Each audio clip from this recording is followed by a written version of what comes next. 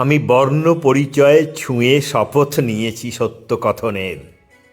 স্বরবর্ণদের ডেকে বলেছি, এই দেখো, তোমার শুদ্ধতায় আমার স্বচ্ছ সমৃদ্ধ দৃষ্টি থেকে ধুয়ে গেল পিচুটি কলুষ দুশ্চরিত্র সমস্ত রং।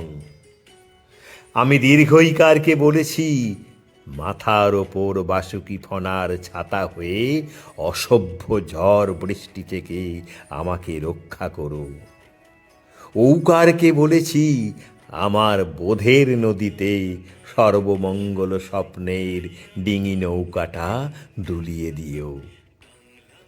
মহাপ্রাণ বর্ণদের বাৎসরিক সম্মেলন সভায় দর্শক আসন থেকে উঠে দাঁড়িয়ে বলেছি, ফুসফুস থেকে সব আবর্জনা ধুলো এক উচ্চারণে উগড়ে ফেলার কর্মসূচি নিন।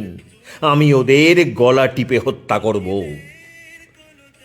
আমি উষ্মধ্বনির বর্ণদের হুকুম দিয়েছি, মাছি ও সংক্রামিত জীবাণুদের থেকে চোখের মণির মতো সীমান্ত সুরক্ষিত রাখতে।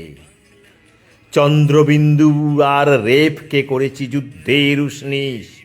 খণ্ডেত্বকে উল্টে তলোয়ার ধরেছি ডান মুঠোয়। আমি মস্তিষ্কে রেখেছি রবীন্দ্রনাথ জীবনানন্দকে, হৃৎপিণ্ডে রফিক জব্বার বরকত সালামদের।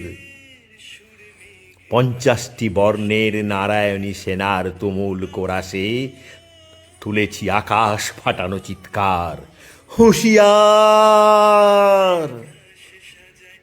এবার আয়, অনেক দিন ধরে আমাকে উৎখাতের অপচেষ্টায় ঐক্যবদ্ধ সমস্ত সাম্রাজ্যবাদী ভাষা শক্তিরা, আয় আয় শালা, আমি একলাই অনায়াসে তোদের ষড়যন্ত্রের মোকাবিলা করব।